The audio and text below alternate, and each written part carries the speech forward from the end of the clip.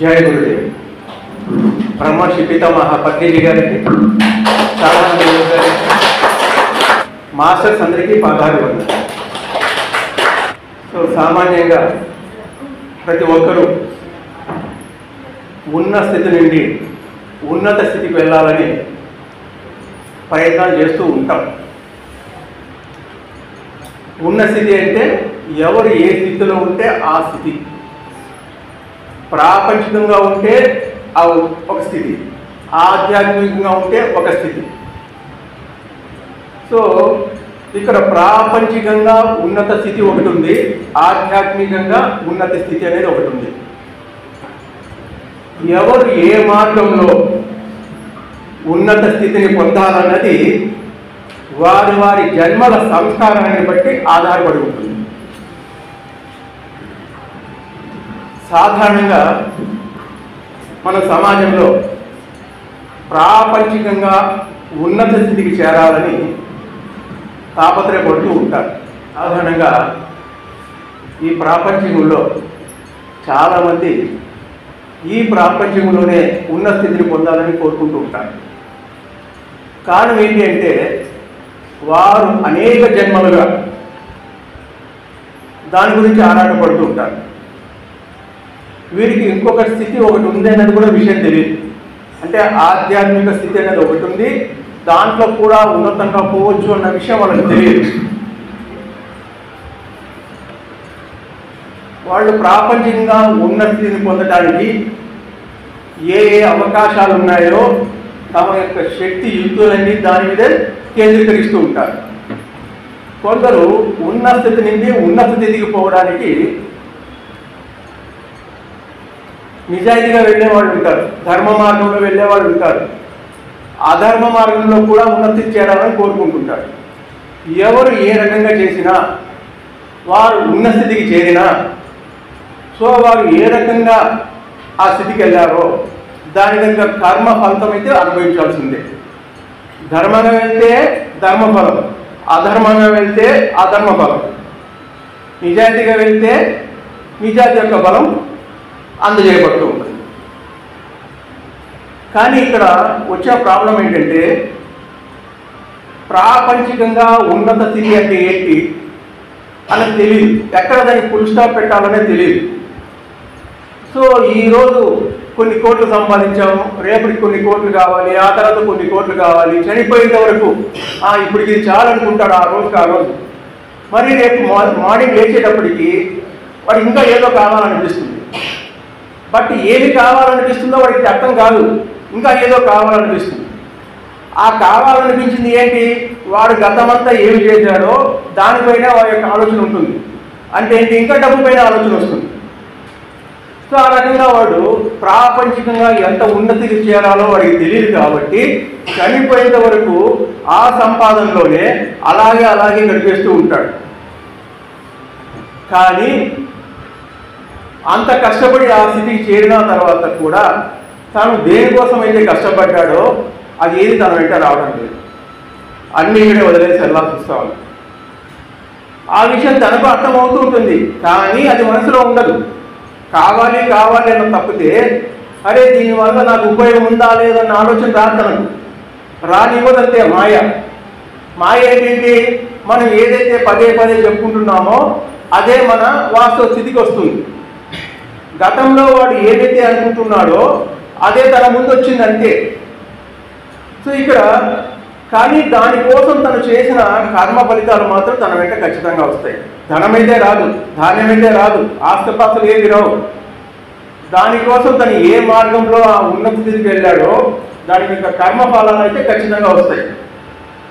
So దానికి ఒక చిన్న ఉదాహరణ చూద్దాము. ఒక చీమ తనకంటే అనేక రెట్ల యొక్క బరువు మోస్తూ పోతూ ఉంటుంది.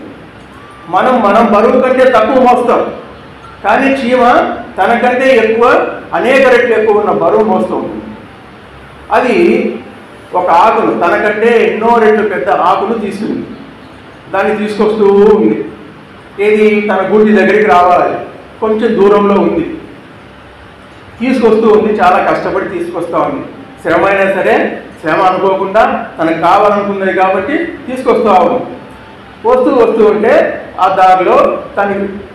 దారిలో పెద్ద పగులు కనబడింది. అంటే భూమి చీలింది ఎక్కువగా. మరి దాన్ని ఎట్లా దాటాలి? అంత చిన్న ఊరిలో భగవంతుడు ఎంత తెలివి పెట్టాడంటే సో అది తన వరకు దాటలేదు. మనం కూడా 1 అడుగు 2 అడుగులు 3 అడుగులు ఉంటే దాటగలం, 4 అడుగులు ఉంటే దాటగలమా? సో ఏదో రకంగా ఉపాయం చేసి కిందికి దిగో సైడ్ నుంచి పోయి ఏదో రకంగా పోతాం. అట్లాగా ఆ చీమ ఏం చేసింది అంటే తను దాటలేదని తెలిసి ఆకు యొక్క వెనక భాగాన వచ్చి దాన్ని మెల్లిగా ముందుకు దోసింది ఆ పగులు మీది. ఆకు దాని మీదకి వచ్చిన తర్వాత చీమ ఆకు మీద నడిచి వెళ్ళి ముందు భాగాన వెళ్ళి మళ్ళీ అది తీసుకొని వెళ్ళింది. సో ఇక్కడ మనం తెలివికి తప్పట్లు కొట్టాం దాన్ని కదా, దాని తెలివికి తెచ్చుకోవాలి. ఆ తర్వాత అతి కష్టం మీద తన గూటి వరకు తీసుకొచ్చింది. ఆకు తీసుకొచ్చిన తర్వాత తన గూట్లోకి తీసుకెళ్ళాలి. తన గూట్లోకి తీసుకెళ్ళడానికి, తన పుట్టలోకి తీసుకెళ్ళడానికి ఆ ఆకు చాలా పెద్దదైంది. అంటే ఎంతో దూరం నుంచి తన తెలివంతా ఉపయోగించి అనేక కష్టాలు నష్టాలు దాటుకుంటూ వచ్చిన తర్వాత కూడా తను గూటి దగ్గరికి తీసుకొచ్చేటప్పటికి ఆ ఆకును తన గూట్లోకి తీసుకెళ్ళలేకపోయింది. సో దాన్ని అలాగే వదిలేసి వెళ్ళిపోయింది. సో అలాగే మనిషి కూడా తనకి ఏమి కావాలో తెలియదు, కావాల్సిన దానికోసం ఏదో కష్టపడుతూ నష్టపడుతూ బాధపడుతూ ఏదో రకంగా సంపాదించేసి ఆ సంపాదన కూడా తన వెంట రాదని తెలిసినా తెలియనా సో మనిషి ప్రయాణమే వెళ్ళిపోతున్నాడు. ఎక్కడికి పోతున్నాడు? పరలోకానికి పోతున్నాడు. సో అంతవరకు తను ఎంతో తెలివిగా సంపాదించాడు, ఎంతో కష్టపడి సంపాదించాడు. బట్ ఆ కష్టమంతా ఆ తెలివంతా ఏమైపోయింది? వృధా అయిపోయింది. అవునా? సో అలాగా మన జీవితంలో దేనికి ప్రయత్నం చేయాలి, దేనికి చేయకూడదనే తెలుసుకోవాలి. అందుకే మహాత్ములంతా కూడా యుగాలుగా ఉపదేశిస్తూనే ఉన్నారు. ప్రయత్నం చేయవలసింది ఆధ్యాత్మిక ఉన్నత స్థితి కోసం మాత్రమే. ఈ స్థితిని పొందడానికి ప్రాథమికంగా సరైన గురువుని ఎన్నుకోవాలి. ఎంతోమంది గురువులు ఉన్నారు, కానీ సరైన ఎంపిక అనేది చూసుకోవాలి. ఆ గురువును ఆశ్రయించాలి. వారు చెప్పిన విధంగా మనం చేస్తూ వెళ్ళాలి, ముందుకు పోతూ ఉండాలి. కానీ గురువులు ఎప్పుడు కూడా మన వేలు పట్టుకొని నడిపించారు. బాగా గుర్తు పెట్టుకోండి. మార్గాన్ని చూపిస్తూ ఉంటారు అంతే. ఎవరైనా సరే గురువు నేను చూసుకుంటాను అంటే సో నువ్వు కొంచెం ఆలోచించాల్సిన విషయమే.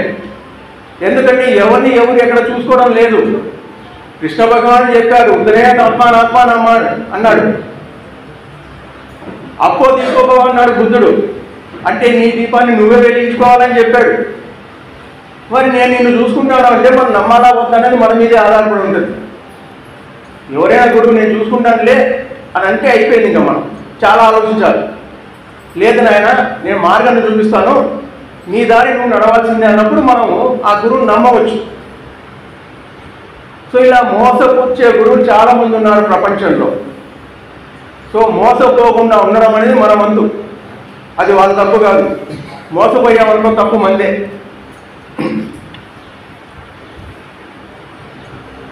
సో వారు చూపించిన మార్గంలో మనం సాధన చేస్తూ పోవాల్సింది.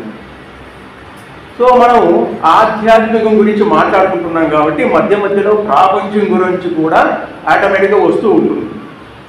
సో ఎందుకంటే ప్రాపంచంలో జీవిస్తున్నాం మనం. ముక్కు మూసుకొని మనం ఎక్కడ కూర్చోవడం లేదు. సంసారంలో ఉన్నాం, సమాజంలో ఉన్నాం. అయినా సరే ఆధ్యాత్మికంలో మనం అన్నీ తెలుసుకోగలిగితే ఆటోమేటిక్గా ప్రాపంచంలో దాని రిఫ్లెక్షన్ ఉంటుంది. సో ఈ ఆధ్యాత్మిక సాధనకు కావలసిన కొన్ని లక్షణాలు లేదా కొన్ని మార్గాలు లేదా కొన్ని సాధనలు ఏవైనా సరే కొన్ని ప్రయత్నాలు. సో ఇదంతా కూడా దీని గురించి కొంచెం ఈరోజు మనం తెలుసుకుందాం. ఓకే. సో ఈ తెలుసుకునే భాగంలో సో ధ్యానం అనేది మనకు కామన్. ఈ ధ్యానంలో చేస్తున్నప్పుడు ఈ ధ్యాన సాధన పెంచుకోవాలనుకున్నప్పుడు కేవలం మనం 1 గంట సేపు 2 గంటల సేపు కేవలం ధ్యానం గురించి ఒకటి కూర్చుంటే లాభం లేదు. మన చుట్టూ ఎట్లాంటి వాళ్ళు ఉన్నారు, మనం ఎటువంటి సమాజంలో ఉన్నాము, నా పరిస్థితులు ఎలా ఉన్నాయి, ఇవన్నీ కూడా మనం దృష్టిలో పెట్టుకొని మన స్వప్రయత్నం చేస్తూ ఉండాలి. అది మొట్టమొదటిది. సో 12 ఉన్నాయి మనకు లక్షణాలు చెప్తున్నాం, ఇంకా చాలా ఉంటాయి. వాటిల్లో మనం 12 తీసుకున్నాం అంతే. మొట్టమొదటిది స్వప్రయత్నం, రెండవది స్వీయ క్రమశిక్షణ లేదంటే స్వయం క్రమశిక్షణ, మూడవది స్వ అధ్యయనము స్వాధ్యాయం, నాలుగవది స్వపరిశీలన, ఐదవది స్వలక్ష్య నిర్ణయం, 6 సమయపాలన, 7 పోల్చుకోకపోవడం అంటే నో కంపారిజన్ అనాసక్తి, 8వది 9 మౌనం, 10 ఎల్లలు లేని ప్రేమ, 11 ఎవరినైనా మనస్ఫూర్తిగా క్షమించడం. సో 12వది ఆఖరిది అన్ని వాస్తవాలను యథాతథంగా స్వీకరించడం. సో ఈ 12 విషయాల గురించి మనం ఈరోజు ఇప్పుడు తెలుసుకుందాం. మొట్టమొదటిది స్వప్రయత్నం. మన ప్రయత్నం మనమే చేసుకోవాలి, వాళ్ళు ఎవరో చేస్తే మనకు రాదు. సో ఎవరి ఆకలి వారిదే, ఎవరి బాధ వారిదే, ఎవరి శ్వాస వారిదే, ఎవరి ధ్యానం వారిదే, ఎవరి జ్ఞానం వారిదే. అందువల్ల మనం ఏదైతే లక్ష్యాలు అనుకున్నామో అది మన స్వప్రయత్నం మీదే ఆధారపడి ఉంది. సో ఈ స్వప్రయత్నంలో 4 విషయాలలో మనం జాగ్రత్తగా ఉండాలి. 4 విషయాలు. అది ఏంటంటే, ఇప్పుడు ఇవన్నీ చెప్పినవన్నీ కూడా చాలా వరకు శాస్త్రాలను ఆధారంగా చేసుకొని చెప్పబడుతూ ఉంది. మొట్టమొదటిది త్యజ దుర్జన సాంగత్యం లేదా సంసర్గం, మూడవది భజ సాధు సమాగం, రెండవది కురు పుణ్య మహారాత్రం, మూడవది, నాలుగవది స్మర నిత్య మనిత్యతాం. అంటే ఏంటి? ఈ 4 మనము జాగ్రత్తగా చూసుకోవాలి అన్నది. త్యజ దుర్జన సంసర్గం అంటే మన చుట్టూ ఉన్న దుర్జనులను అంటే దుర్మార్గులను డబ్బులు ఇచ్చైనా వదులుకోవాలి, డబ్బులు ఇచ్చైనా సరే వదులుకోవాలి. జాగ్రత్తగా ఉండాలి ఆ విషయాల్లో. మరి ఎవరు సరి అయిన వాళ్ళు, ఎవరి సరి కాని వాళ్ళు అనేది మొట్టమొదటి చూసుకోవాలి. లేకపోతే చాలా చాలా చాలా మనం నష్టపోతాం. ఒక్కొక్కసారి ప్రాణానికి కూడా దారి తీస్తుంది. అంటే ప్రాణానికి దారి తీయడం అంటే ఏంటంటే మనం ప్రాణం పోయే పరిస్థితులు కూడా వస్తాయి మనం గమనించలేకపోతే. నా వరకు నేను మంచిగున్నానండి, పక్క వాళ్ళ గురించి నాకు తెలియదు, వాళ్ళు ఎలాంటి వాళ్ళు కాలేదు అంటే తప్పు నీదవుతుంది. నువ్వు మంచివాడివే, బట్ నీ చుట్టూ ఉన్నది కూడా మంచిగా ఉండేట్టు చేసుకునే ప్రయత్నం మందే అది. దానికి ఒక ఉదాహరణ చూద్దాం. అడవిలో వేటగాడు వచ్చాడు, వాడికి ఒక్క పక్షి చిక్కలేదు, ఏమీ చిక్కలేదు, బాగా అలిసిపోయాడు. ఇంకా చెట్టు కింద పడుకున్నాక వాడికి ఆ ఎండ తీవ్రత వల్ల వాడి ముఖం మీద పడతా ఉంది పాపం ఎండ. వాడు సరిగ్గా నిద్రలేకపోతున్నాడు. ఒక హంస వచ్చింది అక్కడికి. అరే వాడికి పాపం నిద్ర లేదే, చాలా అలసిపోయాడు అని చెప్పేసి ఎక్కడైతే సూర్యరశ్మి వాడి మీద పడుతుందో ఆ కొమ్మ మీద కూర్చొని తన రెక్కలతో అలా చాపి వాడికి మంచి నిద్ర వచ్చి ఏర్పాటు చేసింది. ఇది హంస. వెంటనే దాని పక్కన ఇంకో పక్షి వచ్చింది, ఒక కాకి ఏదో అనుకున్నాం. ఒక కాకి వచ్చి కూర్చోండి. కాకి కూర్చున్నాక తర్వాత అది ఒక 2 నిమిషాలు 1 నిమిషం కూర్చున్న తర్వాత ఆ మాట ఈ మాట మాట్లాడి వాడి మీద రెట్టేసి వెళ్ళిపోయింది. వెంటనే వాడికి నిద్రాభంగమైంది. నిద్రాభంగం అయితేనే పైకి చూస్తేనే ఏం కనపడింది? అక్కడ హంస కనపడింది. వాడికి కోపం వచ్చింది. నిద్రలో మంచి నిద్రలో ఎవరినైనా లేకపోతే కోపం వస్తుందా రాదా? అలాగే వాడికి కోపం వచ్చింది. వెంటనే తీసుకొని బాణం తీసుకొని దాన్ని వేశాడు. అది కింద పడిపోతూ నీకు మంచి చేద్దాం, నేను పైన నీకు కాపలా ఉన్నాను, కానీ నన్నే చంపావు కదా అంటే అప్పుడు అంటాడు, నీవు 1 నిమిషం కాకితో స్నేహం చేయడం వల్ల నీ ప్రాణానికి హాని తీసుకున్నావు అంటాడు. 1 నిమిషం అది కూర్చోయింది, పోయింది, కానీ ఇక్కడ ప్రాణం పోయింది. అట్లాగా మనం ఆధ్యాత్మికంగా కానీ ప్రాపంచం కానీ ఉన్న స్థితికి వెళ్ళాలంటే, ఉన్న స్థితి నుండి ఉన్నత స్థితికి వెళ్ళాలంటే మన చుట్టూ ఎలాంటి సమాజంలో ఉన్నాము, ఎలా ఉన్నాము అనేది మనం గమనించుకోవాలి. అందుకే కదా సజ్జన సాంగత్యం పత్రికలు చెప్పారు. మనకు చెప్పిన దాంట్లో ధ్యానము, స్వాధ్యాయము, సజ్జన సాంగత్యము ఎందుకు పదే పదే చెప్పారంటే బికాస్ ఆఫ్ దిస్. అర్థమవుతుంది కదండి, అది చాలా ఇంపార్టెంట్. రెండవది మధ్య సాధు సమాజం అంటే మంచి వారితో స్నేహం చేస్తూ ఉండాలి, సజ్జన సాంగత్యం చేస్తూ ఉండాలి, వెళ్తుండాలి వాళ్ళ దగ్గరికి. వాళ్ళకి టైం ఉన్నా టైం లేకున్నా కొంచెం టైం తీసుకొని నా కోసం ఒక 2 నిమిషాలు స్పేర్ చేయండి, ఈ విషయం చెప్పండి, మీరు ఏం పుస్తకం చదువుతున్నారు, సో నేను ఆ పుస్తకం చదవడానికి ప్రయత్నం చేస్తాను, దాంట్లో మంచి విషయాలు ఉన్నాయా, మంచి విశేషాలు ఉన్నాయా, నా పురోగతి చెందడానికి నేను పురోగతి చెందడానికి ఏమైనా సూచనలు ఇస్తారా అని మన సజ్జనులతో ఎప్పుడు సాంగత్యంలో ఉండాలి. ఆచార సాంగత్యము, సజ్జన సాంగత్యము ఈ రెండు మనకు ఉన్నత స్థితికి వెళ్ళడానికి ఎప్పుడు దోహదకారి అవుతూ ఉంటాయి. దానికి ఒక చిన్న ఎగ్జాంపుల్ చూద్దాం. ఫర్ ఎగ్జాంపుల్ దుమ్ము ఉంది, గాల్లో కలిసిందనుకో ఆకాశాన్ని చేరుతుంది. అదే వర్షపు నీటితో కలిసిందనుకో కింద వచ్చి పడుతుంది. అవునా?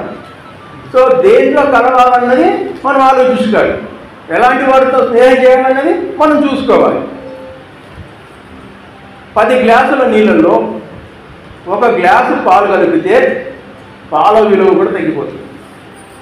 అలాగే 10 గ్లాసుల పాలల్లో 1 గ్లాసు నీళ్లు కలిపితే నీళ్ళ విలువ పెరిగింది. సో మనం ఎటువంటి వాళ్ళతో ఉన్నాము అన్నది చాలా ఇంపార్టెంట్. అర్థమవుతుంది కదండి పాయింట్ అది. ఇప్పుడు మహాభారతంలో చూసాం, కర్ణుడు గొప్పవాడు, మహావీరుడు, ఎన్నెన్నో శస్త్రాలు నేర్చుకున్నవాడు. మరి అలాంటి వాడు చతుష్టయంతో కలిసి నాశనమయ్యాడు.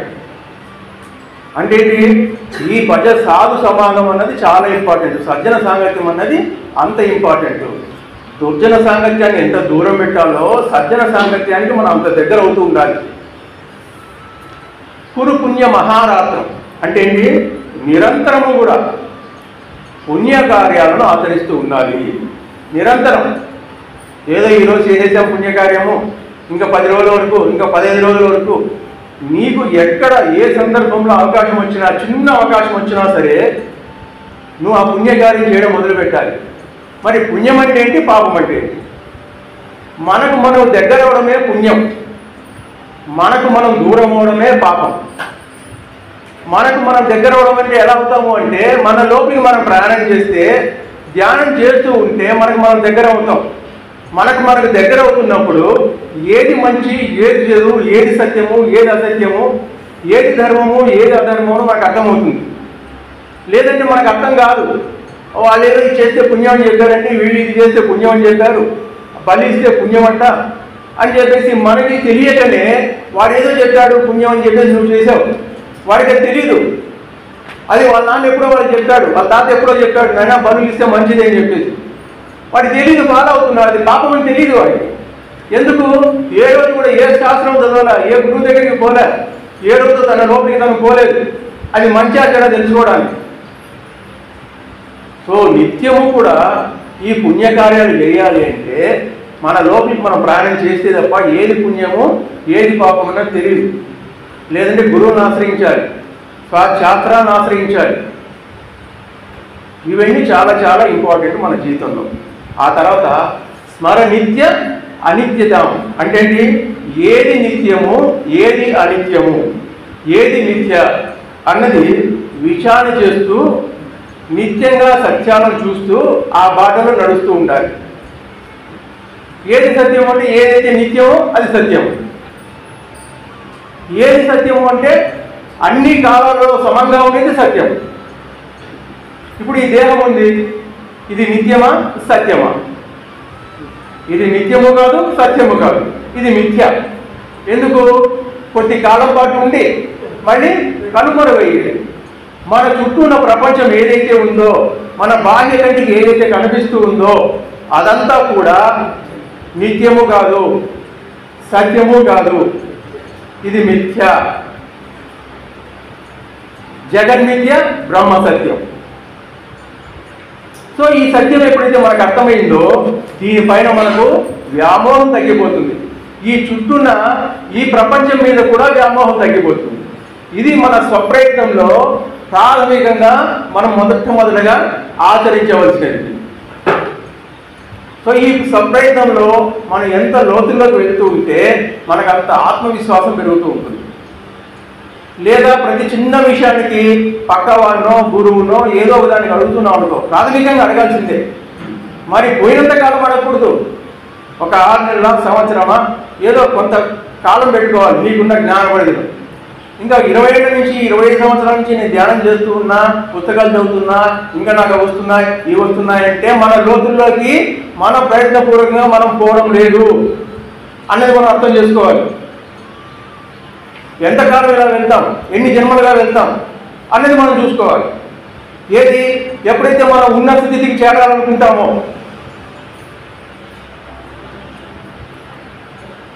సో అందుకే స్వప్రయత్నం చాలా చాలా చాలా ఇంపార్టెంట్ మిత్రులారా.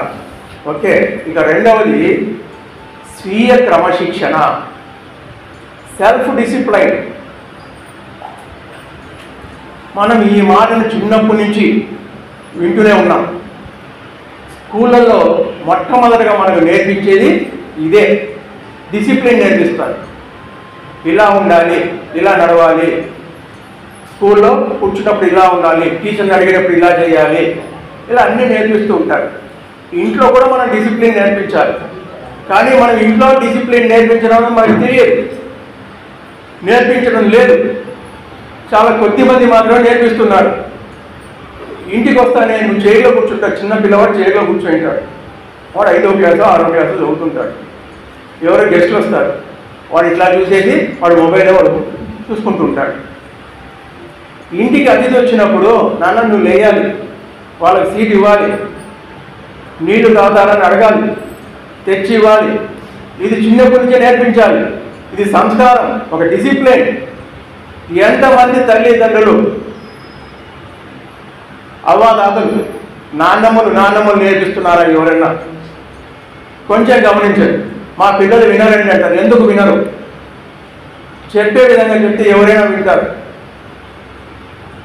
ఆ సంస్కారం నేర్పించాలి, ఆ డిసిప్లిన్ నేర్పించాలి చిన్నప్పటి నుంచే. ఇది మనిషి జీవితంతో పాటించవలసినవి.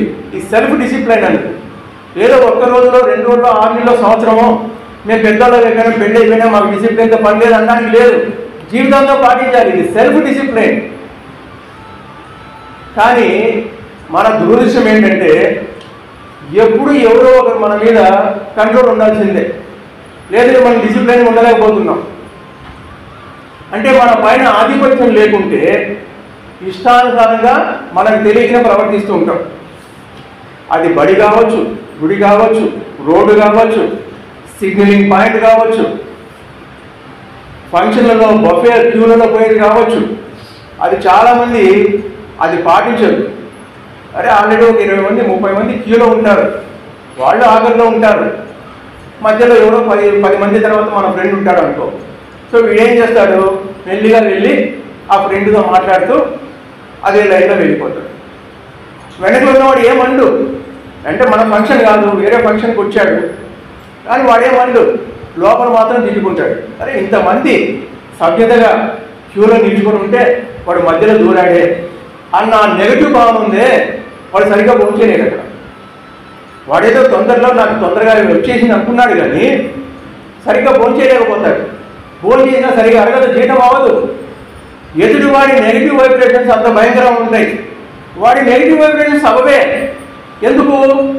క్యూలో వాళ్ళు నిల్చున్నాడు, వెనకలు వచ్చేవాడు వెనకలు నిలబడాలి.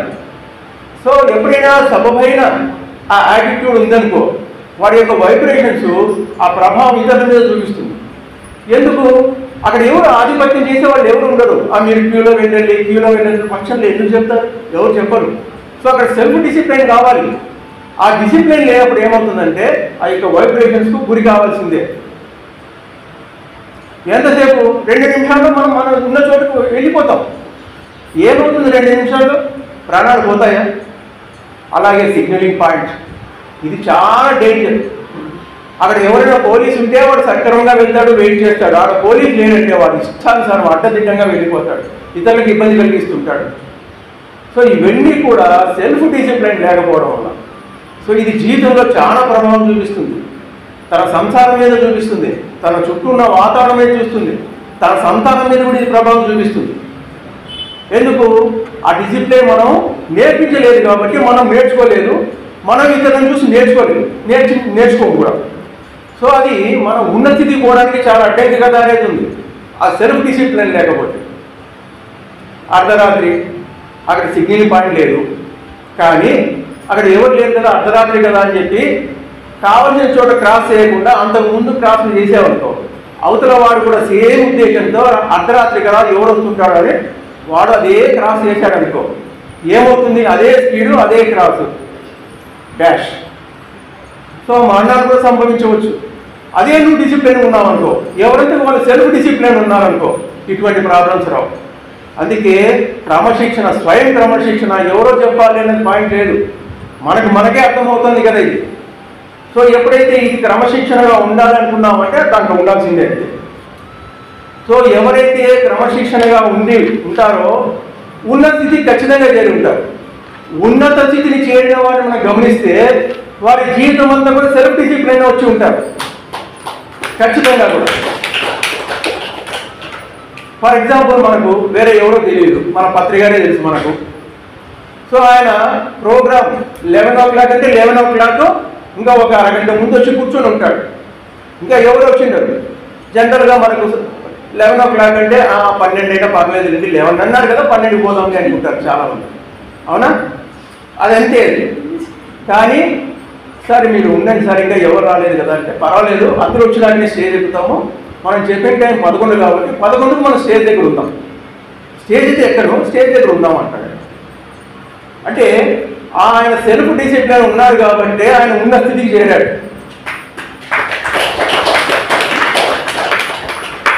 సో ఆ మహానుభావుని చూశాను కాబట్టి నేను కూడా సెల్ఫ్ డిసిప్లిన్లో వచ్చాను. ఎప్పుడు కూడా చెప్పిన దానికి ఒక గంట ముందే ఉంటాను. నేను కూడా ఉంటే నష్టమేం లేదు, టెన్షన్ ఉండదు. వచ్చినప్పుడు అందరూ వచ్చినప్పుడు చెప్తాం. కానీ మనకు టైం లేదనుకో, కరెక్ట్గా ఈ ప్రోగ్రామ్ ఇంతకు అయిపోవాలనుకున్నాను అనుకో, సో 11కి స్టార్ట్ అవ్వడమే ప్రోగ్రామ్. ఇంకా 100 మంది కోసం వెయిట్ చేసేది ఉండకూడదు. సో చెప్పిన దానికి చెప్పినట్టుగా స్టార్ట్ అవ్వాల్సిందే ప్రోగ్రామ్. అది సెల్ఫ్ డిసిప్లైన్. సమయపాలన కూడా ఒక భాగం. ముందు అది కూడా తెలుసుకుందాం మనం. ఫర్ ఎగ్జాంపుల్ మన దేశ మాజీ ప్రధాని, 2వ ప్రధాని లాల్ బహదూర్ శాస్త్రి గారు, ఆయన ఒక పని కోసం వేరే ఊరు వెళ్ళారు ప్రధానమంత్రిగా ఉన్నప్పుడే. అప్పుడు అక్కడ విద్యుత్ సౌకర్యం లేదు, అంటే కరెంటు లేదు. ఆయన తన పని చేసుకోవడానికి ఒక కొవ్వొత్తుని వెలిగించి ఒక అరగంట తర్వాత ఆ పని అయిపోయిన తర్వాత ఆ కొవ్వొత్తుని ఆర్పేసి లోపల పెట్టాడు. మళ్ళీ ఇంకొక కొవ్వొత్తుని వెలిగించి తన పుస్తకం చదువుకోవడం మొదలుపెట్టాడు. పక్కనే ఉన్న బండ్రోజు అంటే ఆయన అసిస్టెంట్, సార్ మీరు అదే కొవ్వొత్తుతో ఈ పుస్తకం చదువుకోవచ్చు కదా, మరి రెండోది ఎందుకు వెలిగించారు, అది ఇంకా ఉండింది కదా అని అడిగారు. అది ఆఫీసు వాళ్ళు ఆఫీసు పని కోసం ఇచ్చినది, అది ఆఫీస్ పని అయిపోయింది, దాన్ని పక్కన పెట్టేశాను. ఇది నా పుస్తకం చదువుకోవడం అనేది నా సొంత పని, అందువల్ల నేను నా సొంతంగా కొనుక్కున్న క్యాండిల్ని నేను వెలిగించుకున్నాను అంటారు. ఇది ఆయనకి ఎవరు నేర్పించలే, స్వయం క్రమశిక్షణ అంతే, స్వీయ క్రమశిక్షణ, సెల్ఫ్ డిసిప్లైన్. ఇంకొక ఎగ్జాంపుల్ చూద్దాం. ఆ ఎగ్జాంపుల్ చూస్తే ఇది మనం ఇంతవరకు క్యాండిల్ వరకే చూసాం, కానీ మహాత్ములు మహర్షులు ఇంకా ఎంత రేంజ్లో ఉంటారు అంటే, మహాభారతంలో ఒక ఎగ్జాంపుల్, శాంతి పర్వంలో శంకుడు లిఖితులు అని 2 మహర్షులు, వాళ్ళు ఒక ఆశ్రమాన్ని నిర్మించుకొని 2 ఆశ్రమాల్లో ఉండేవాళ్ళు. వారి యొక్క తపస్సు చేసుకునేవాడు. సో ఆయన ఒక ఆశ్రమం, కొద్ది దూరంలో ఇంకొక ఆశ్రమం. శంకుడు అన్న, లిఖితుడు తమ్ముడు, ఈ 2 పేర్లు గుర్తుపెట్టుకోండి, అన్న తమ్ముడు. సో ఒకసారి లిఖితుడు ఏం చేశాడు, అన్న ఆశ్రమానికి వెళ్తూ ఒక చెట్టులో మంచి అరమాగిన ఒక పండును చూశాడు. ఆ పండును చూస్తేనే తినాలనిపించింది. సో కోసుకొని తిన్నాడు. ఆ తినేటప్పుడు అన్న వచ్చాడు, శంకుడు వచ్చాడు. ఎక్కడిదా పండు అని అడిగాడు. అన్నయ్య ఇక్కడిదే, నీ ఆశ్రమంలోదే తీసుకొని తిన్నాను అన్నాడు. అనుమతి లేనిదే తీసుకోవచ్చా? అనుమతి లేనిదే తీసుకోవడం వల్ల అది దొంగతనము అంటే కరెక్ట్ అన్నయ్య, పొరపాటు జరిగింది, దానికి దండన విధించండి అంటారు. వెంటనే దండన ఇవ్వడానికి కాదు నేను ఉండేది, నీకు తప్పుని తెలియజేశాను, సో నీ దండన, నీ యొక్క తప్పు నుంచి నువ్వు బయటపడాలి, ఆ పాపం నుంచి నువ్వు బయటపడాలంటే ఆ రాజును, ఆ రాజ్యం వెళ్ళే రాజు దగ్గరికి వెళ్ళి నువ్వు దండన వేయించుకో అంటారు. వెంటనే ఆయన రియలైజ్ అయితే కరెక్ట్, తప్పు చేశాను కదా, ఖచ్చితంగా పాపానికి దండన పడితేనే పరిహారం అవుతుంది, లేకపోతే ఆయన కూడా నాకు ఇబ్బంది అవుతుంది అని చెప్పేసి లిఖితుడు తన తప్పును తెలుసుకొని రాజధానికి వెళ్తాడు. సో సుదుంప్యుడు ఆయన పేరు, రాజు పేరు ఏంటంటే సుదుంప్యుడు. ఆయన ఈయన వస్తున్నాడని చెప్పేసి, మహర్షి వస్తున్నాడని చెప్పేసి మంత్రులతో సహా ఎదురెళ్ళి సాధారణంగా ఆహ్వానించి, మహాత్మా మీరు ఏ పని కోసం అయితే వచ్చారో ఆ పనిని నేను నెరవేరుస్తాను, మీ మాట జవదాటను అని అంటాడు. అంటే మహర్షులు పెద్దవారు జ్ఞానవంతులు వచ్చినప్పుడు ఆ విధంగా వాళ్ళని గౌరవించారు. అప్పుడు అన్నాడు, సరే నువ్వు మాట ఇచ్చావు, సో నేను ఏం చెప్పి నువ్వు అది చేసి తీరాలా అన్నాడు. సరే అన్నాడు. అప్పుడు చెప్తాడు, నేను అన్నగారి ఆశ్రమంలో దొంగతనంగా ఆ పండు తీసుకుని తిన్నాను, అది తప్పు, అది పాపం, కాబట్టి దాని తగ్గ దండన మీరు విధించాలి అంటాడు. ఒకవేళ నువ్వు అలా విధించకపోతే నువ్వు పైన దండింపబడతావు, పాపం చేసిన వాడు అవుతావు. కాబట్టి రాజదండన అంటే రాజుకు నీకు శిక్షించే అధికారం ఎందుకు ఇవ్వబడిందంటే దాన్ని అమలుపరచడానికే. ఒకవేళ నువ్వు దాన్ని అమలుపరచకపోతే నీకు పైన శిక్షింపబడతావు, అందువల్ల నీ ధర్మాన్ని నువ్వు నిర్వర్తించు, నాకు మాట ఇచ్చావు అంటాడు. ఎన్నో విధాలా ఆయన కోరుకుంటాడు.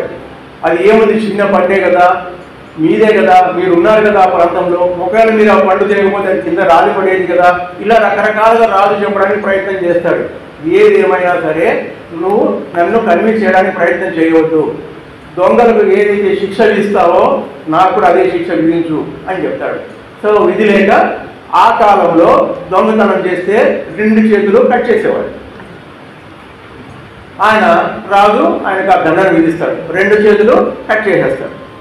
ఆయన సంతోషంగా ఆశీర్వదించి రాజును అన్న దగ్గరికి వెళ్తాడు. అన్నయ్య, మీరు చెప్పిన ప్రకారమే దండను తీసుకున్నాను, సో నేను ఇప్పుడు పాప విముక్తున్నాయని సంతోషంగా చెప్తాడు. అప్పుడు అన్న కూడా, అంటే శంకుడు కూడా అంటాడు, పాపాలను పోగొట్టున్న లిఖితుడా, ధర్మ మార్గాన్ని ఎవరూ తప్పకూడదు కనుక ప్రాయశ్చిత్తం అవసరమైంది, సో నువ్వు దాన్ని చేసేసావు, మన వంశానికంతా గొప్ప పేరు తీసుకొచ్చావు, నీ వల్ల మన వంశాలంతా కూడా అభివృద్ధి పొందుతాయి అని చెప్తాడు అక్కడ. సో ఇక్కడ అసలైన పాయింట్ అక్కడ అర్థమవుతుంది కదా మనకు. అంటే ఎవరైనా సరే రాజదండన పొందినవాడు పుణ్యలోకానికే పోతాడు. ఇక్కడ మనల్ని ఎవరు చూడలేదు కదా అని మనం అనుకుంటాం, కానీ అక్కడ ఎవరు చూడకపోయినా నువ్వు చూస్తున్నావు కదా, నీకు తెలిసి కదా తప్పని. సో నీకు తప్పని తెలిసినప్పుడు దాని యొక్క శిక్ష నువ్వు విధించుకోవాల్సిందే. నువ్వు విధించుకోలేనప్పుడు దానికి ఎవరైతే దండనకు అర్హులు ఉన్నారో వాళ్ళ దగ్గరికి వెళ్ళి దాన్ని నువ్వు అమలుపరుచుకోవాలి. ఆ విధంగా చేసేసావు. సరే, మంచి పని చేసావు, ఇప్పుడు వెళ్ళి నీవు అక్కడ బహుదా నదిలో స్నానం చేసేయి, మన పెద్దలను పితృదేవులు అందరినీ తెలుసుకో అని చెప్పేసి ఆయన చెప్తాడు. సరే, లిఖితుడు వెళ్ళి నదిలో స్నానం చేసి పైకి లేచేటప్పటికి 2 చేతులు వచ్చేస్తాయి. మళ్ళీ అన్న దగ్గరికి వస్తాడు.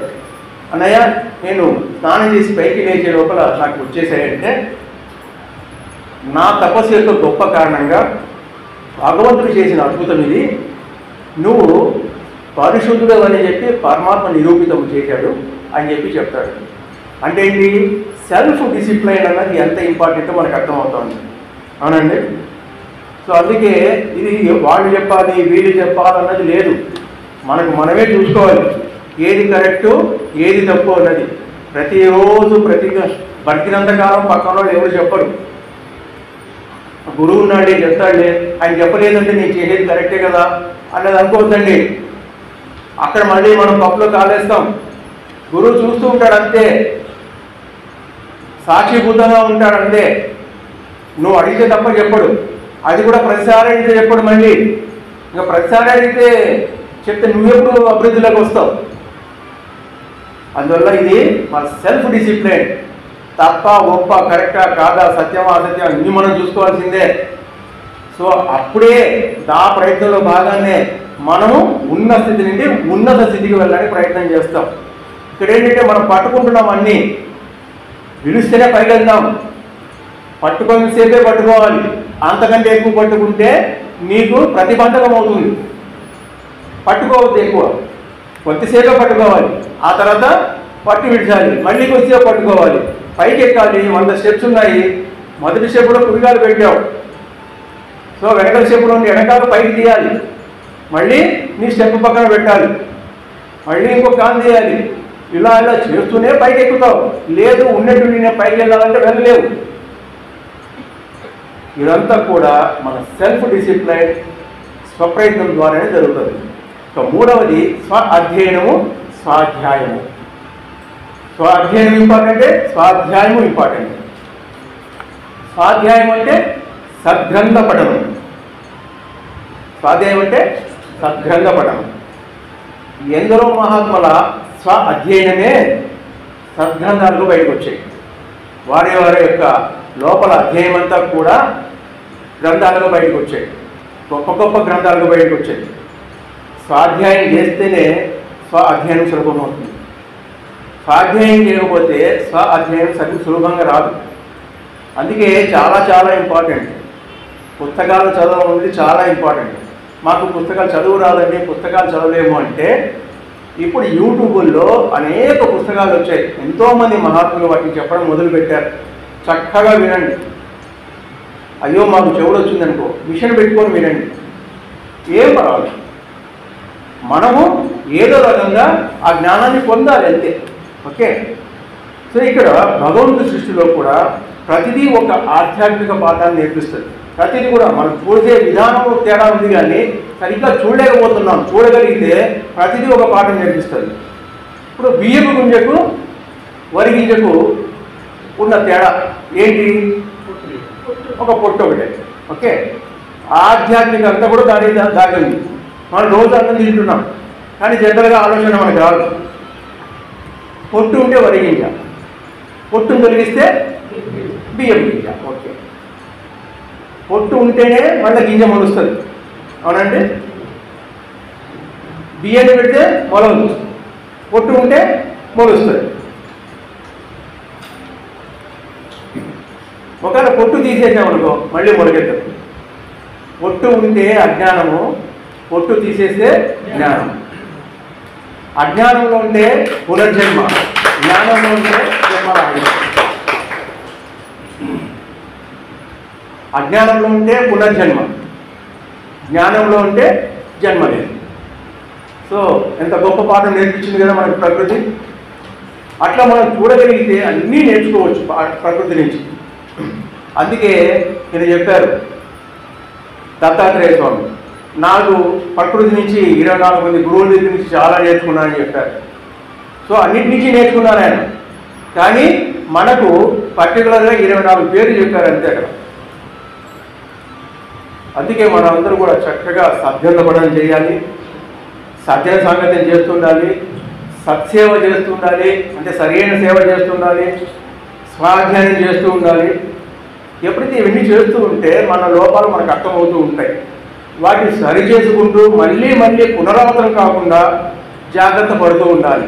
ఇదంతా మన స్వప్రయత్నంలోనే జరుగుతూ ఉంటుంది. ఓకే. ఇక 4వది స్వపరిశీలన. అధ్యయనం వేరు, పరిశీలన వేరు, కొంచెం తేడా ఉంటుంది. రెండు ఒకటిగానే చెప్పుకోవచ్చు కావాలనుకుంటే, కానీ మనకు అవకాశం ఉంది కదా, కొద్దిగా ఇంకొంచెం లోతుల్లోకి వెళ్దామని చెప్పడం. ఓకే. సో ఇక్కడ సాధారణంగా మనిషి బయట ఎక్కువ చూస్తుంటాడు, ఎక్కువగా పరిశీలన చేస్తుంటాడు, కానీ తనలో తాను ఏనాడు కూడా చూసుకోవాలన్న ఆలోచన రాదు. లోపల పరిశీలనలో చూసుకోవాలన్న ఆలోచన రాదు. బయట చూపు ఎక్కువ, లో చూపు తక్కువ.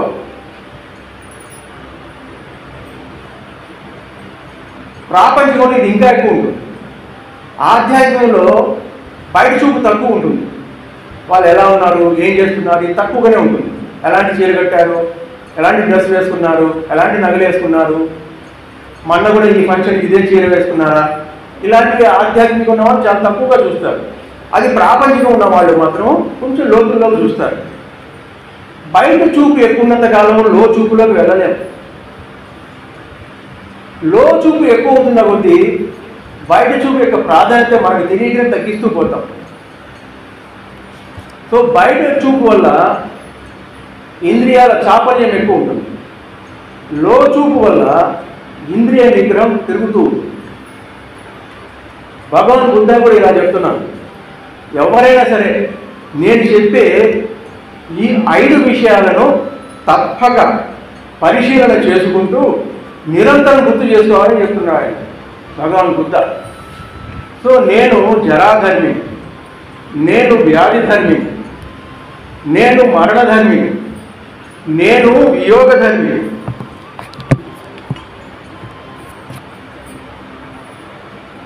నేను కర్మస్వకీయుని,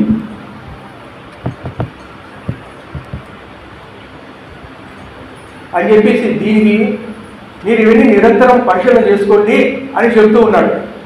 సో ఇక్కడ నేను జరాధర్మిని అంటే ఏంటంటే, ధర్మిని అంటే ధర్మి అంటే కలిగి ఉండటం. జర అంటే వృద్ధాప్యం లేదా వార్ధక్యం లేదా ముసలితనం. సో దీన్ని జర అంటారు. నాలో ముసలితనం ఉంది అని మాటి మాటికి యవ్వనంలో ఉన్నప్పుడు గుర్తు చేసుకుంటూ ఉండాలంట. యవ్వనంలో ఉన్నాడు, ఎందుకంటే యవ్వనం అనేది మనిషిని చెడు మార్గం వైపు లాక్కెళ్ళే అవకాశాలు ఎక్కువ ఉంటాయి. ఆ మతాన్ని నేను జరాధర్మిని అని ఆలోచన చేస్తున్నప్పుడల్లా కూడా ఈ యవ్వనంలో మనకు తెలియకనే చేసే అనేక సరికాని పనులు చేయకుండా ఉంటాం, అంటే పాపాలు చేయకుండా ఉంటాం. ఇంకోటి ఏంటంటే ఈ యవ్వన స్థితి అనేది చాలా ఎక్కువ కాలం ఉంటుంది, చాలా ఎక్కువ కాలం ఉంటుంది. దాదాపుగా 40 సంవత్సరాలు ఉంటుంది యవ్వన కాలం అని. కౌమార దశ తర్వాత యవ్వన దశ వస్తుంది. ఆ యవ్వన దశ నుంచి వృద్ధాప్య దశ రావడానికి 35 నుంచి 40 సంవత్సరాలు ఉంటుంది. సో బాల్యము తక్కువే, కౌమారము తక్కువే, మధ్యలో ఉన్న యవ్వనం అనేది చాలా చాలా ఉంటుంది. వృద్ధాప్యం అంటే ఆ తర్వాత 50 తర్వాత ఎప్పుడైనా రావచ్చు. మనం సీనియర్ సిటిజన్స్ అంటున్నాం, 60 తర్వాత అంటున్నాం. 60 తర్వాత ఎంతకాలం ఉంటుందో మనకు తెలియదు. అంటే యవ్వనంలో కూడా వెళ్ళిపోవచ్చు, కానీ యవ్వన దశ ఎక్కువ కాలం ఉంటుంది, ఎక్కువ ఆకర్షణవంతంగా ఉంటుంది. మనం ఎక్కువగా ఇష్టపడతాం ఆ యవ్వన కాలాన్ని.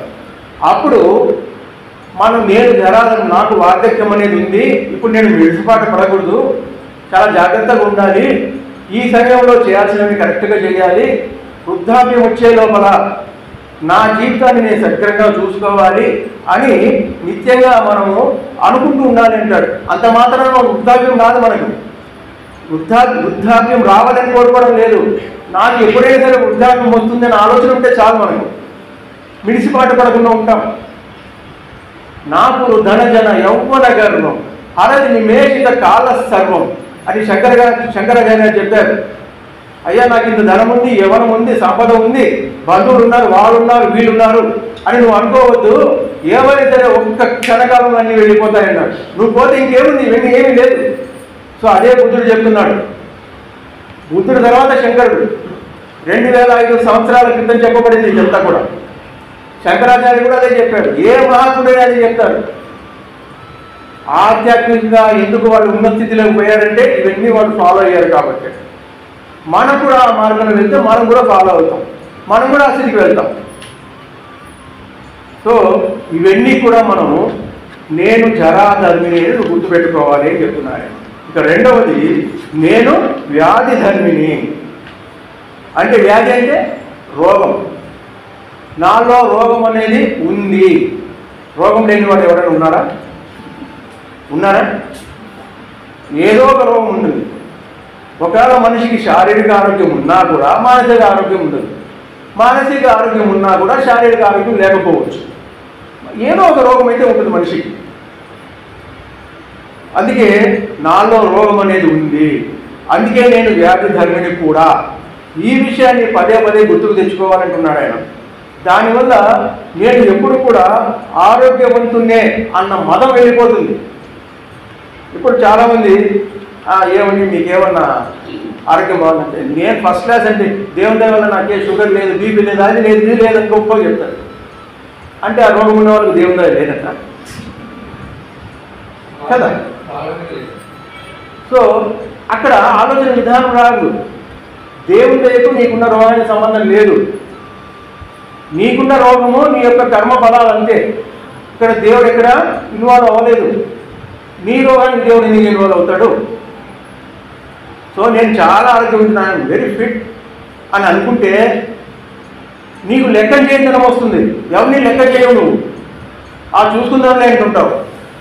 అలా అనకుండా ఆ మతం నీకు అడ్డపడకుండా, అయ్యా శరీరం అన్నాక మానన్నాక దానికి పుచ్చొస్తుంది, దానికి తెగులు వస్తుంది, దీనికి రోగాలు వస్తాయి అన్న ఒక ఆలోచన ఉంటే ఎవరైనా రోగగ్రస్తులు చూసినప్పుడు నీకు ఆ మతం రాకుండా వాళ్ళకి కావాల్సిన సహాయ సహకారాలు అందిస్తాం. అలా లేకపోతే నేను ఎందుకు చేయాలయ్యా, వాడి కర్మప్రకారం వాడికి రోగం వచ్చింది, వాడు కావాలి అంటాం. అలా అనుకోకుండా ఉండడానికి నేను వ్యాధి ధర్మిని, నాలో కూడా ఏదో ఒక రోగం ఉంది, ఈరోజు కాకుంటే రేపు ఒకవేళ రాలేదనుకో మంచిదే, వచ్చింది అనుకో రానిదే, అలా అనుకోమంటాడు ఆయన. కొందరు ఈ రోగాలను పైకి చెప్పుకుంటారు, కొందరు చెప్పుకోరు. అనారోగ్యం చూసినప్పుడు మాత్రం నువ్వు మిడిసిపాటు పడవద్దు, ఇది గుర్తుపెట్టుకోండి. అనవసరం హితబోధలు చేయద్దు. నేను ఇట్లా తింటున్నాను, అట్లా ఇట్లా చేస్తున్నాను, ఇంతసేపు ధ్యానం చేస్తాను, ప్రొద్దున్న లేస్తేనే మొలకలు తింటాను, సాయంత్రం ఆకుకూర తింటాను, రాత్రి గడ్డి తింటాను, ఇలాంటి సలహాలు ఏం చెప్పొద్దు వాళ్ళకు ఎప్పుడు కూడా. వాళ్ళు అడిగితే నీకు సహాయం అర్పిస్తే మీరు ఇంత ఆరోగ్యంగా ఉండడానికి కారణం ఏంటో నాకు చెప్తారా అని అడిగితే అప్పుడు నువ్వు సలహా ఇవ్వు. లేదంటే అనవసరంగా హితబోధలు చేయొద్దు. మనకు చాలా చాలా ఉత్సాహం ఉంటుంది ఎవరికైనా హితబోధ చేయడానికి. వినేవాడు చిక్కాడు. ఇప్పుడు నాకు మీరు చిక్కినట్టుగా. మూడవది, నేను మరణధర్మిని. అంటే మరణం అంటే చావు. మరణం నాలో కూడా ఉంది, నాలో కూడా మరణం అనేది ఉంది, కాబట్టి నేను మరణధర్మిని అని పదే పదే తలుచుకుంటూ ఉండాలి. ఇలా తలుచుకుంటూ ఉండడం వల్ల జీవిత మతం వల్ల పుట్టుకొచ్చే చెడ్డ పనులు సమసిపోతాయి. త్రికరణాలుగా పాపాలు వెళ్ళిపోతాయి. త్రికరణం అంటే మనసా వాచ కర్మన, ఆ పాపాలు మనం చేయకుండా ఉంటాం. రేపు చచ్చేటప్పుడు బాగా చావాలి, కరెక్ట్గా చావాలి, ధర్మబద్ధంగా చావాలి, సుఖంగా చావాలి, నా వల్ల ఇతరులు ఇబ్బంది పడకూడదు, నా మాట వల్ల ఇతరులు బాధపడకూడదు, నా చేష్టల వల్ల వాళ్ళకి ఏ ఇబ్బంది కలగకూడదు అన్న నీ ఆలోచన. సో చనిపోయే లోపల మంచి అనిపించుకోవాలి, గొప్ప అనిపించుకోవాలి, ఉన్న స్థితిలో చనిపోవాలి అన్న ఆలోచన నీకు మొదలవుతాయి. నేను శాశ్వతం అనుకుంటే ఈరోజు నువ్వు ఏ ఆలోచన చేయవు, మంచి పని కోసం చేయవు, ధర్మం కోసం ఆలోచన చేయవు, ధ్యానం గురించి ఆలోచన చేయవు, ఎంతసేపు ఉన్నా ధనం గురించి ఆలోచన చేస్తావు. నేను చనిపోతాను అన్న భావన నేను కలుగుతూ ఉంటే చనిపోయే లోపల నేను ఏం చేయాలి, ఎలా ఉండాలి, ఎలా చూడాలి అనేది మనకు అర్థమవుతుంది. మనకు డేట్ ఆఫ్ బర్త్ తెలుసు, అది కూడా ఎలా తెలుస్తుంది? మన తల్లిదండ్రులే చెప్పింటారు. మన డేట్ ఆఫ్ డెత్ మనకు తెలుసా? తెలియదు. అది ఎవరికి తెలుస్తుంది? మన పిల్లలకు తెలుస్తుంది. డేట్ ఆఫ్ బర్త్ తెలియదు, డేట్ ఆఫ్ డెత్ తెలియదు, మధ్యలో ఉన్న కాలం ఒక్కటి తెలుసు కదా. అంటే ఎంత అమాయకంగా, ఎంత అజ్ఞానంలో మనం జీవిస్తున్నాం చెప్పండి. మళ్ళీ ఎక్కడ పుట్టామో మనకు తెలుసా? తెలియదు. చనిపోయిన తర్వాత ఎక్కడికి పోతామో తెలుసా? తెలియదు. పుట్టేది ఎక్కడో, గిట్టేది ఎక్కడో, పుట్టక మునుపు ఎక్కడో, గిట్టిన తర్వాత ఎక్కడో, మధ్య ఈ ఆరాట పోరాటాలు ఎందుకో? అజ్ఞానాన్ని ఛేదించి సత్యాన్ని తీసుకో.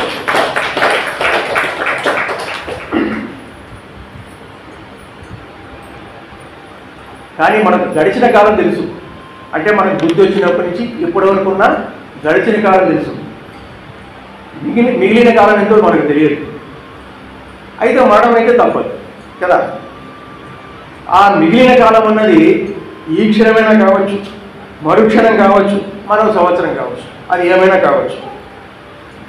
ఆ మరణం సమీపించేలోగానే మనం చేయాల్సింది ఇహపరలోకాలకు ఉపయోగపడేది ఏదైతే ఉందో ఆ పనులన్నింటినీ కూడా సోమరితనాన్ని వదిలేసి ఎప్పటికప్పుడు చేస్తుండాలి అన్న దాన్ని దృష్టిలో పెట్టుకోవడానికే నేను మరణధర్మిణి అనేది నువ్వు గుర్తుపెట్టుకుంటూ ఉండాలి అంతే. దీనికి ఒక చిన్న కథ, ఖట్వాంగుడు మహాభారతంలో ఒక చిన్న కథ. మనం కథల ద్వారా వింటే ఏమవుతుందంటే మనకు బాగా గుర్తుండిపోతుంది. పూర్వకాలంలో ఖట్వాంగుడు అనే ఒక చక్రవర్తి ఉండేవాడు. ఆయన 7 ద్వీపాలను పరిపాలించేవాడు. గొప్ప పరాక్రమవంతుడు. శత్రువులు కూడా అతని వైపు కన్నెత్తి చూడాలంటే కూడా గజగజ వణికిపోయేవాడు. అంత గొప్ప పరాక్రమవంతుడు. ఒకసారి దేవతలకు దానవులకు, దానవులంటే రాక్షసులకు ఒక భీకర యుద్ధం జరుగుతోంది. సో రాక్షసుల దానికి దేవతలు తట్టుకోలేకపోతున్నారు. వారిని నిలవరించాలంటే మాకు ఇంకా ఒక అదనపు శక్తి కావాలని వాళ్ళు భావిస్తూ ఖట్వాంగుడి దగ్గరికి వస్తారు. మహారాజా మీరు వచ్చి మాకు హెల్ప్ చేయాలా అంటారు. సరే పదండి అంటాడు. ఆయన వెళ్ళి దేవతల తరఫున పోరాడి విజయం సాధించి వస్తాడు. వచ్చే ముందు వాళ్ళు అడుగుతారు, మాకు ఇంత సహాయం చేశారు కదా, నీకు ఏదైనా వరం కావాలంటే కోరుకోవాలి. అంత వరాలు కావాలని కోరుకునేవాడు ఇచ్చేవాళ్లకు మరి విజయం రాదా అంటే రాదు. సో దేన్ని ఏ రకంగా గెలవాలో ఆ రకంగానే గెలవాలంతే. అక్కడ పరాక్రమం అంటే అవతలవాడు ఏ రకమైన యుద్ధం చేస్తే నువ్వు అలాంటి యుద్ధమే చేయాలి. సో ఆ విధంగా వాళ్ళ శక్తి తక్కువైంది. అందుకే ఖట్వాంగుడు వెళ్ళి ఆ ప్రయత్నం చేశాడు, విజయం సాధించాడు. వాళ్ళ వరం కోరుకున్నాడు. సో ఆయన ఇంకా ఏ వరం కోరుకోవాలి? చక్రవర్తి కావాల్సినంత ఉంది. ఆయన ఒకటే ఒకటి అడిగాడు, నాకు మరణం ఎప్పుడు వస్తుందో తెలీదు, దాని గురించి చెప్తారా అన్నాడు. ఓకే అన్నాడు. కానీ చెప్తాను కానీ నువ్వు బాధపడకూడదు అన్నాడు. పర్వాలేదు చెప్పండి, దేన్నైనా నేను స్వీకరిస్తాను అన్నాడు. ఇక నీకు 3 గంటల సమయం ఉంది అన్నాడు. 3 గంటల కాలం. అక్కడ 3 గడియలు అన్నారు, ఇక్కడ గడియలు అంటే కన్ఫ్యూజ్ అవుతుంది కాబట్టి జస్ట్ 3 గంటలని చెప్తున్నాను. ఓకే అన్నాడు. ఏం భయం లేదు, ఆలోచన లేదు. ఎందుకు లేదు? సో అన్నింటినీ చేయించినాడు అతను. 3 గంటల సమయం ఉంది, చాలు చాలా పెద్ద సమయం నాకని చెప్పేసి కిందికి వచ్చాడు. యువరాజును పిలిచాడు, పట్టాభిషేకం చేశాడు, చేయవలసిన దాన ధర్మాలన్నీ చేశాడు. హాయిగా అడవులకు వెంటనే వెళ్ళిపోయాడు. ధ్యానంలో కూర్చొని అట్లే ప్రాణాలు వదిలేశాడు. కానీ మనకు అలా చెప్పేవాళ్ళు లేరు. 3 నెలల్లో పోతారు, 3 రోజుల్లో పోతారు, 3 సంవత్సరాల్లో పోతారు, 30 సంవత్సరాల్లో పోతారు అని చెప్పేవాళ్ళు లేరు. మనకు తెలియదు. అందువల్ల ఏం చేయాలి? ఖట్వాంగుడు ఏం చేశాడో, 3 గంటల్లో పోదానన్నప్పుడు ఏం చేశాడో మనం అది చేయాలి. అంటే మనకు రాజ్యాలు లేవు అంటే మేము పట్టాభిషేకం చేయించాలని అనుకోవద్దండి, మనకు లేవు. కానీ ఏవైతే ఉన్నాయో వాటిని వదులుకునే స్థితి రావాలి. మనస్ఫూర్తిగా బుద్ధిపూర్వకంగా వదులుకునే స్థితిలో ఉండాలి. ఆ రావడానికే ఆ పాయింట్ చెప్పారు ఆయన, నేను మరణధర్మిణి అని చెప్పారు.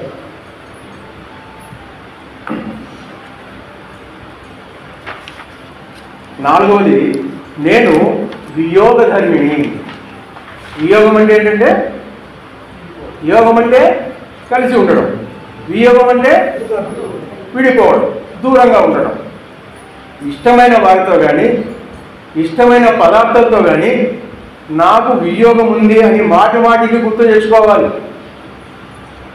భార్య, భర్త, పిల్లలు, ఇల్లు, ఆస్తి, పాస్తి అంటే ఏంటంటే వచ్చేస్తుంది అంతే కదా. ఇల్లు అనుకోండి, ఆస్తులు అనుకోండి. సో ఇలా మాటి మాటికి గుర్తు, నాకు వీటి నుంచి దూరం అవుతాను అన్నది నువ్వు అనుకోవడం వల్ల ఏమవుతుందంటే ఏదో రోజు దూరం అవుతుంది తప్పదు. కానీ ఇది అనుకోవడం వల్ల ఆ దూరం అయినప్పుడు నేను అనుకున్నది జరిగింది అంతే. ఏమైంది ఇక్కడ? సో నీకు ఏ బాధ లేదు, ఏ కష్టం లేదు, నష్టం లేదు. హ్యాపీగా ఆ వియోగాన్ని భరించగలుగుతావు. దాని నుంచి దేని నుంచి అయినా సరే దూరంగా ఉండగలుగుతాం. నాది నేను అనుకోవడం వల్లనే వాళ్ళ కోసం మనము జీవితంలో చేయడానికి పనులన్నీ చేస్తుంటాం. కొన్ని ఇష్టంగా చేస్తాం, కొన్ని అయిష్టంగా చేస్తాం, కొన్ని తప్పక చేస్తాం. సో ఇలా చేస్తూ పోతుంటాం. కానీ దాని యొక్క కర్మ ఫలితాలు మాత్రం మనకే వస్తాయి. ఎంత చేసినా ఏనాటికైనా మనమైతే మన దగ్గర ఉన్న వాళ్ళతో మనం దూరం కాక తప్పదు అన్నది మనం పదే గుర్తు పెట్టుకోవడం వల్ల ఏమవుతుందంటే నిస్సంగత్వం వస్తుంది. నిస్సంగత్వం, సత్సంగత్వే నిస్సంగత్వం, సత్సంగం అంటే నీతో నువ్వు సత్సంగం చేస్తే నీ నిస్సంగత్వం వస్తుంది. నిస్సంగత్వే నిర్మోహత్వం. మోహం వెళ్ళిపోతుంది. నిర్మోహం, మోహం లేకుండా పోతుంది. నిర్మోహత్వే నిశ్చల చిత్తం. నిశ్చల చిత్తమే జీవన్ముక్తి. అది శంకరాచార్య భగవద్గీతలో చాలా క్లియర్గా చెప్పేశారు కదా.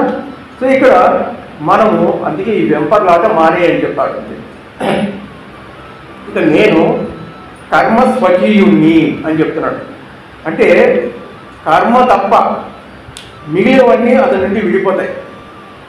మనిషికి తనదైనది అంటే స్వంతమైనది కర్మ ఒకటే. అంటే నేను ఇంకా కర్మధాయాదిని, కర్మ యోనిని, కర్మ బంధువుని, కర్మ ప్రతి శరణుని. అంటే కర్మధాయుడు అంటే ఏంటంటే కర్మ ఫలితాన్ని పంచుకునేవాడు. మంచి పని వల్ల వచ్చే సుఖాన్ని, అలాగే చెడు పని వల్ల వచ్చే కలిగే దుఃఖాన్ని తప్పక పంచుకోవాలని చెప్తున్నాడు. అంటే ఇది కర్మ సిద్ధాంతం మీద ఆధారపడింది ఇదంతా కూడా. మనం 10 మందితో కలిసి మంచి పని చేస్తే ఆ కర్మ ఫలితం మనకే వస్తుంది. 10 మందితో కలిసి చెడ్డ పని చేస్తే ఆ చెడ్డ ఫలితం మనకు వస్తుంది. అట్లాగే కర్మయోగుడు అంటే కర్మ వల్లే అతనికి పుట్టుక కలుగుతూ ఉంది. నువ్వు కర్మ లేని స్థితికి వెళ్ళావనుకో నీకు పుట్టుకే లేదు. కర్మరాహిత్య స్థితికి వెళ్ళాలంటే నువ్వు యోగత్వంలోకి వెళ్ళాలి. నీ యొక్క స్వప్రయత్నంతో ఆ సాధన స్థితికి వెళ్తే నువ్వు మళ్ళా పుట్టాల్సిన అవసరం లేదు. కర్మబంధువు అంటే కర్మ మాత్రమే తోడుగా కలిగినవాడు. కష్ట నష్టాల్లో మనిషికి నిజమైన తోడు బంధువు అతని కర్మ మాత్రమే. దాన్నే ధర్మము అని చెప్తారు. నీ ధర్మమే నిన్ను రక్షిస్తుంది. ధర్మం రక్షిత రక్షిత, అధర్మం రక్షిత భక్షిత. సో ధర్మాన్ని ఎవరైతే తన యొక్క కర్మను సక్రమంగా ధర్మంగా నిర్వర్తిస్తుంటాడో ఆ ధర్మం అతన్ని రక్షిస్తుంది. ఒకవేళ అధర్మంగా అతను చేశాడనుకో అతన్ని భక్షిస్తుంది అని చెప్పేసి. సో ఇక్కడ అందుకే మంచి పనులు కానీ చెడ్డ పనులు కానీ చేయడం వల్ల ఆ పనులకు నేను బందీనైపోతున్నాను అని మాటి మాటికి గుర్తు తెచ్చుకోవాలి. దీనివల్ల త్రికరణాలకు సంబంధించిన దోషాల నుంచి దూరం అవుతావు. అందుకే నిష్కామ కర్మయోగం అని చెప్పాడు భగవద్గీతలో శ్రీకృష్ణ పరమాత్మ. సో మనిషికి ఎక్కడే కాదు ఈ ముసలితనం అన్నది, రోగం అన్నది, మరణం అన్నది ప్రకృతిలో పుట్టిన ప్రతి జీవికి ఉంది. కంటికి కనపడే ప్రతిదానికి మరణం ఉంది. సో వాటి నుండి ఎప్పుడు వియోగం ఎప్పుడు జరుగుతూనే ఉంటుంది. వియోగం అవుతుంది, తర్వాత యోగం జరుగుతూ ఉంటుంది, మళ్ళీ వియోగం అవుతుంది, యోగం జరుగుతూ ఉంటుంది. సో ఈ యోగ వియోగాల నుంచి నువ్వు దాటాలి అంటే జన్మరాజ్యం పొందడమే ఉన్న మార్గం, ఏకైక మార్గం అది. ఓకే, ఇదంతా కూడా బుద్ధ భగవానుడు మనకు ధర్మిణి అన్న దాని నుంచి మనకు చెప్పడం జరిగింది. వారికి ఒక్కసారి మనం ధన్యవాదాలు చెప్తున్నాం.